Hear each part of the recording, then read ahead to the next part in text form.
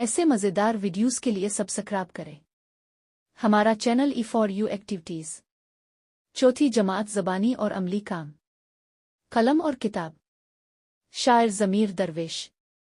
नज़्म खूबसूरत video graphics और म्यूज़िक के साथ पेश किया गया है।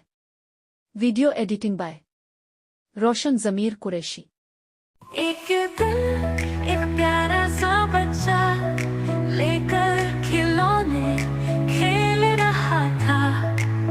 एक खिलौना चाबी वाला, चाबी भरते यूं बोल, मुझसे प्यार बहुत है तुमको, अब पढ़ना लिखना भी सीखो।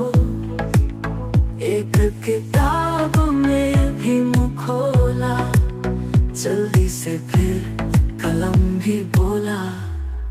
रंग बिरंगी दुनिया अपनी करके देखो सैर तुम इसकी।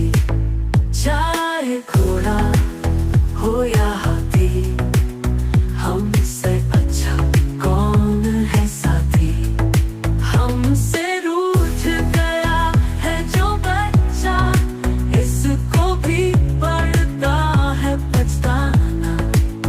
बच्चा था वो सचमुच अच्छा, कलम